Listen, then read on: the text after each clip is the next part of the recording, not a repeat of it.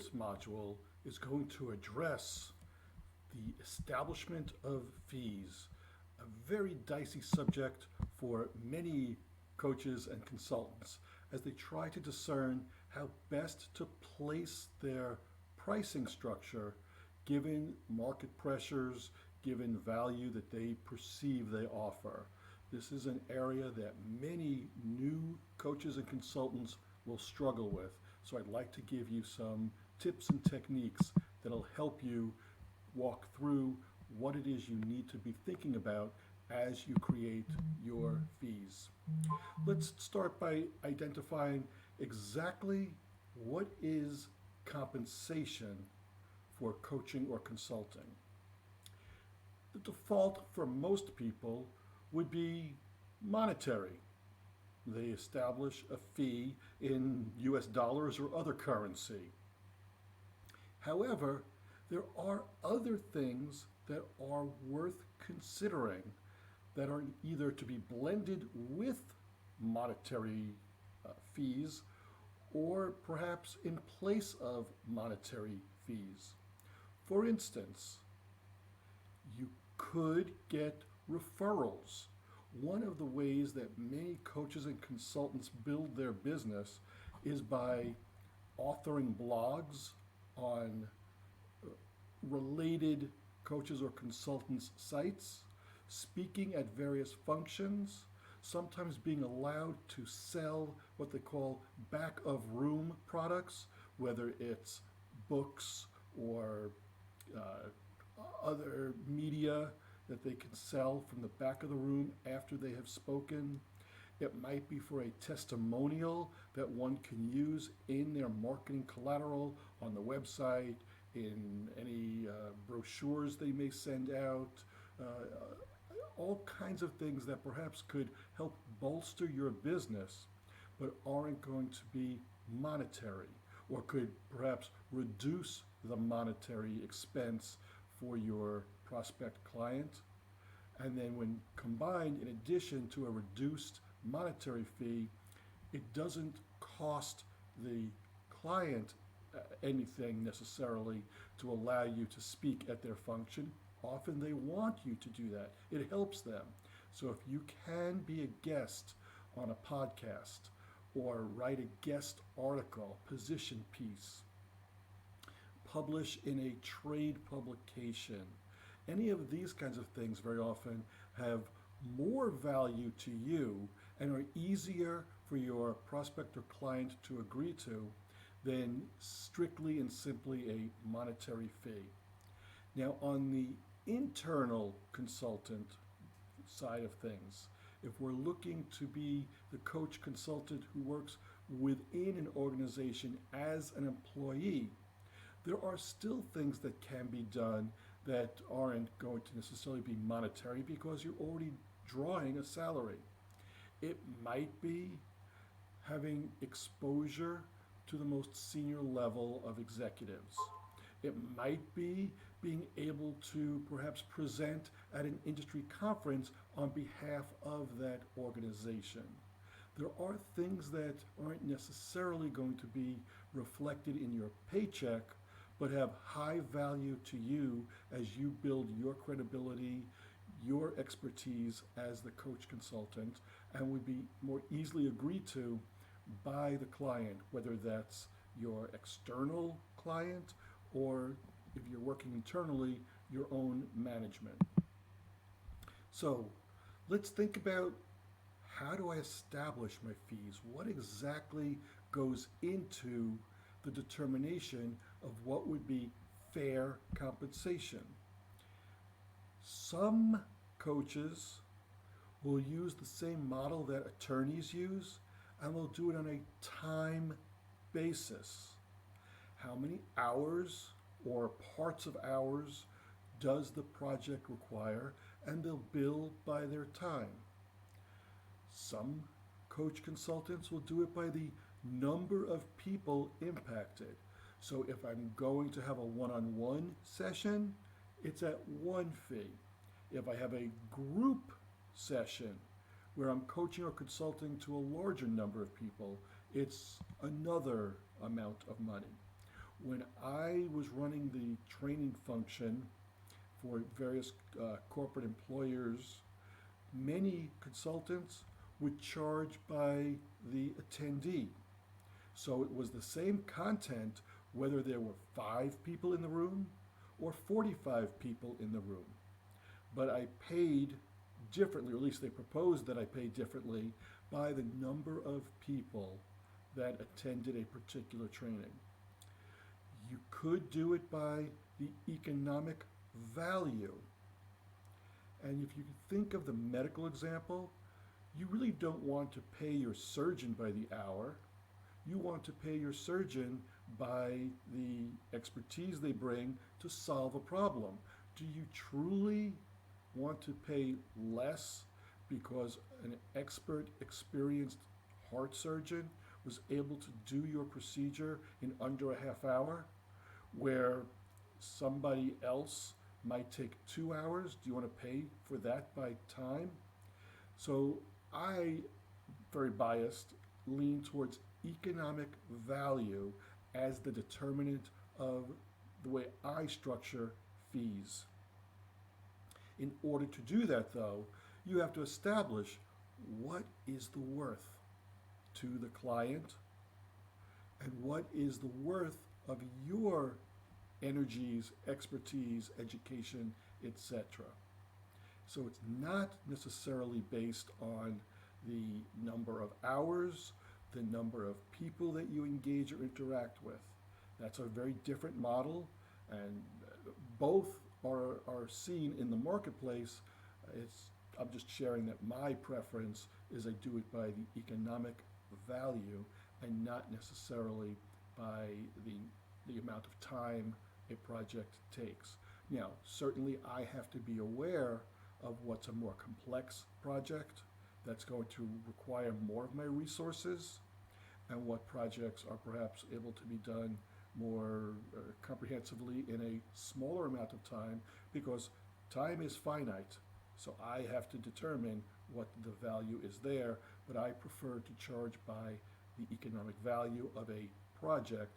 I am of the opinion that charging by time puts me in conflict with my prospect or client, because they clearly want me to do it in less time, therefore less fee.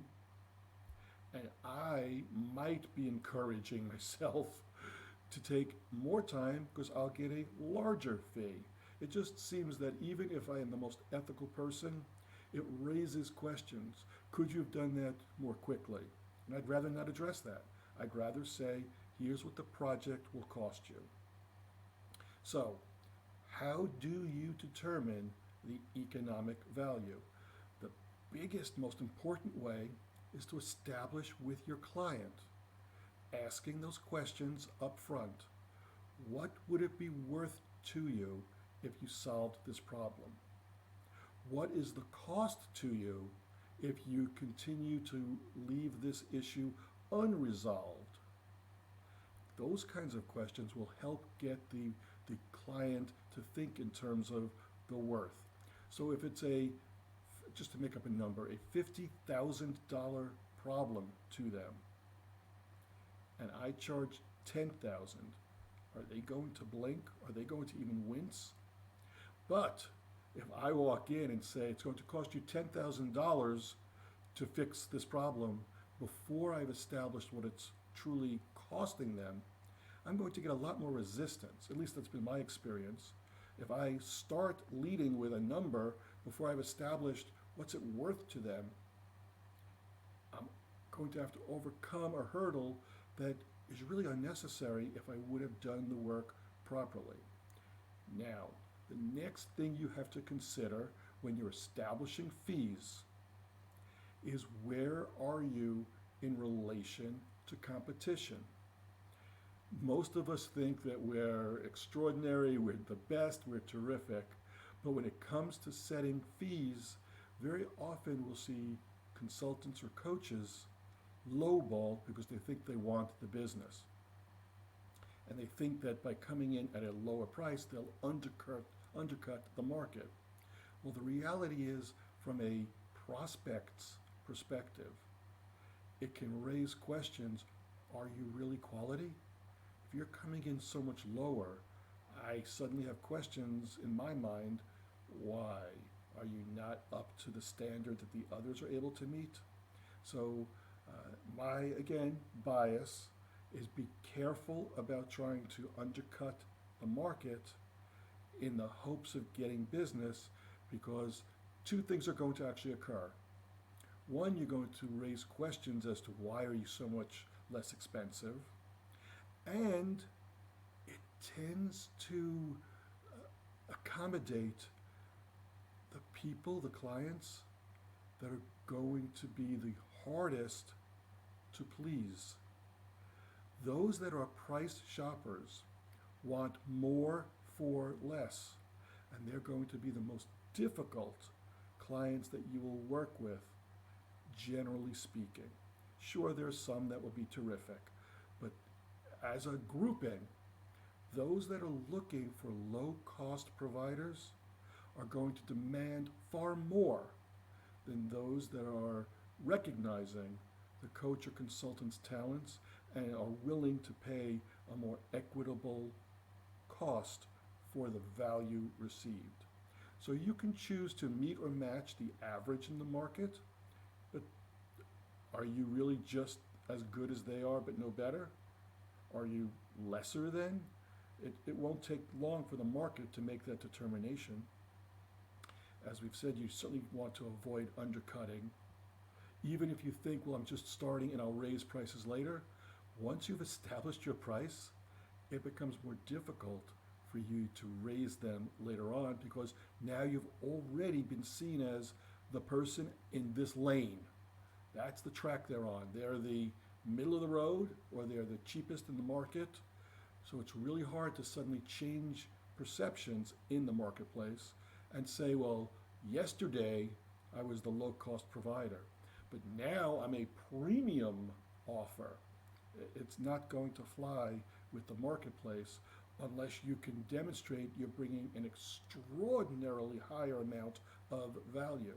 But if you're just offering the same service, the same product, not easy to suddenly have this chameleon-like change where you're going to now be seen as something far different than what you originally and initially started with, especially if you are looking for repeat business. Once you've established yourself at that price point, even if you say it's a one-time only, that become emblazoned in their minds. And they're going to expect that each and every time. And they'll have all kinds of pushback for you. Well, come on, I was there when you were beginning. Or I already started at this price, why would it go up now? And you're going to hear all kinds of objections and heel dragging. Don't do it. Be careful, though, about exceeding the tolerance of the market. It's okay to be priced as a premium provider if you can legitimately demonstrate why you've earned that, but there is a ceiling. You can't claim to be triple the price of everybody else unless you are offering something that is just unheard of in the market. So be aware of what the market conditions are. Be aware of the impact it's going to have on you, and then make the appropriate decision. Now, as a business owner, as an entrepreneur, you have to consider your lifestyle wants and needs. Do you want to work only a certain number of days? Do you want to achieve a certain salary or revenue from this business that you're endeavoring into? Do you want to work with only a certain number of clients in any given time period?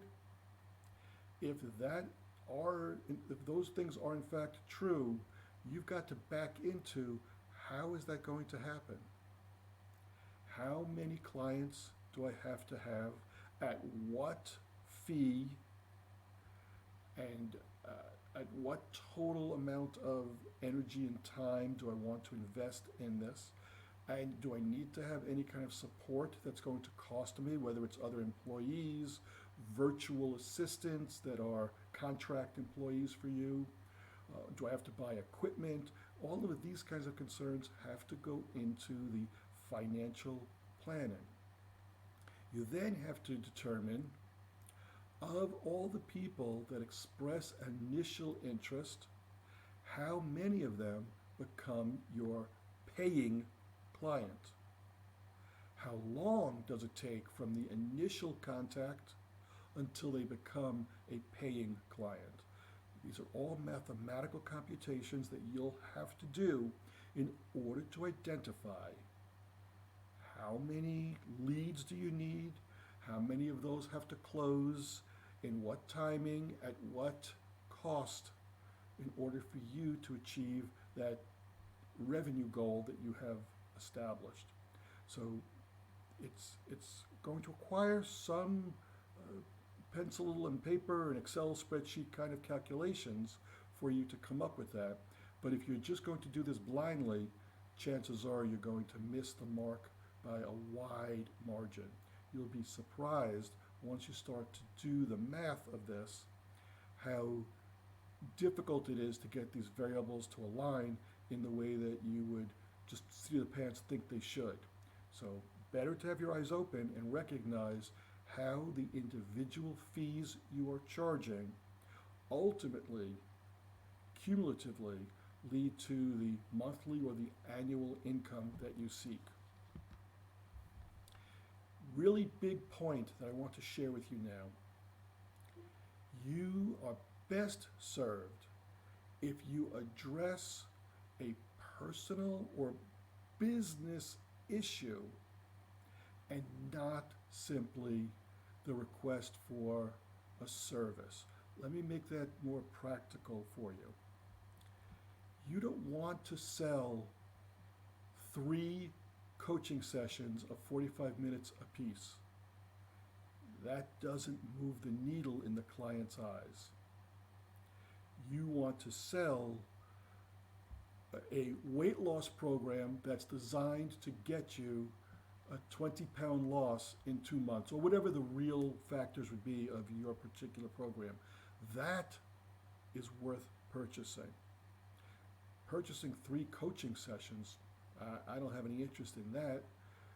That's I want the, so to speak, I want to eat the sausage, not learn how the sausage is made. We could discuss how I will lose the weight in this given time period, but that's not really what I want to buy. I want to buy the result. So sell the result.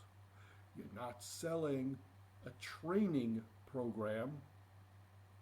You're selling the ability to close a sale in 2 or 3 sales calls. That's more of what you're selling and not simply a course. You want to sell a reduction in errors on the manufacturing floor, not a new lathing machine. That's not going to move the needle in a client's eyes. They want a business result, or they want the personal result, the outcome. That's what you need to sell. In order to do that, it's perfectly appropriate for you to exploit what makes you unique in the marketplace, what it is that you have to provide that will help them get that. It might be that you have certain industry insights that are hard to come by because of who you have worked for, because of what you have studied, whatever it may be. You could have certain functional education or expertise. Nobody knows human resources better than you. Nobody knows the aeronautics industry better than you. Nobody knows fitness training as well as you do. You've studied under various techniques and masters, so it's not simply weight training, but you also incorporate yoga or other ways of helping raise fitness.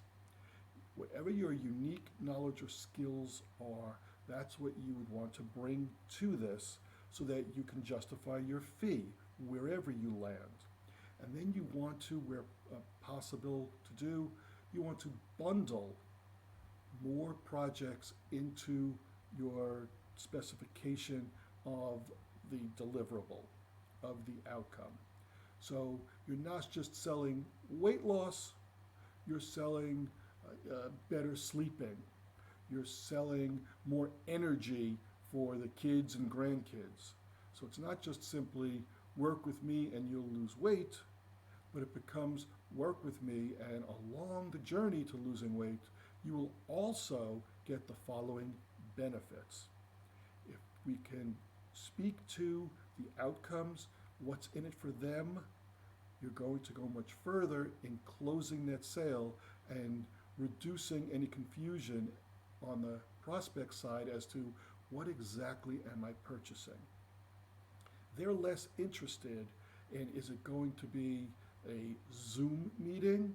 Is it going to be 30 minutes at a gym?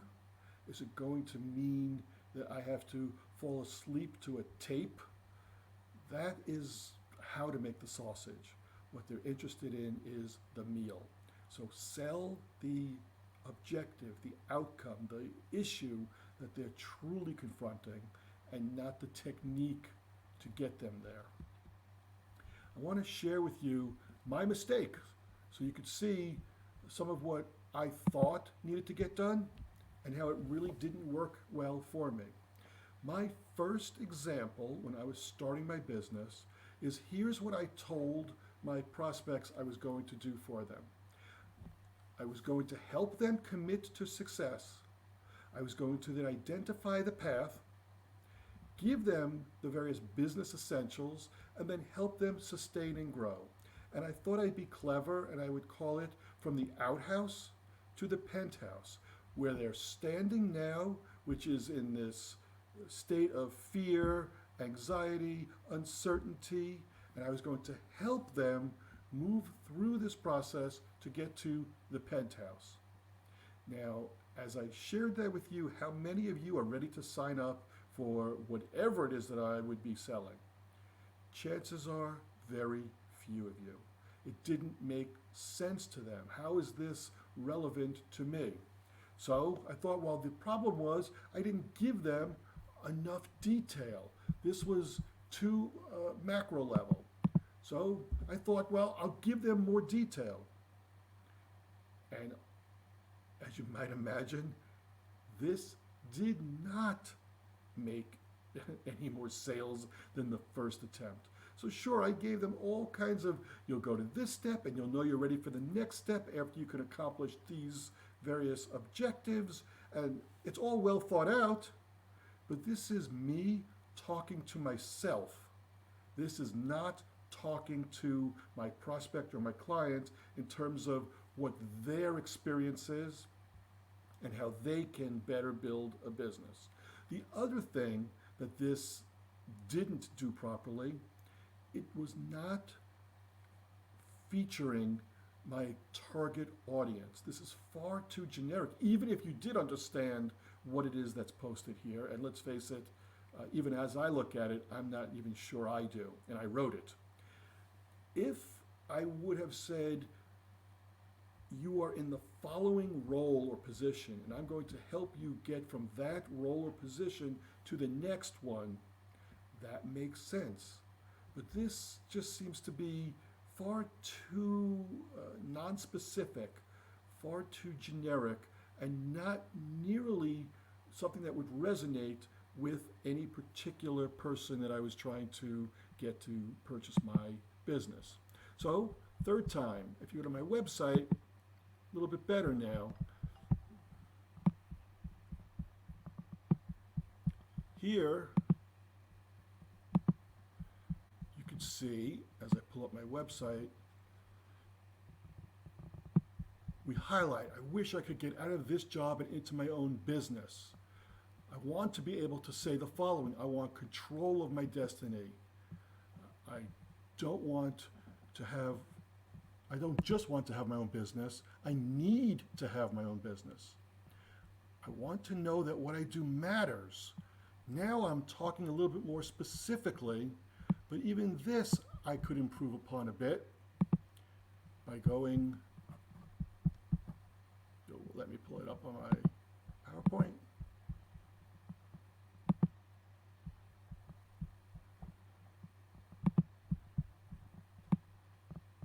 Now, I'm asking very specific questions.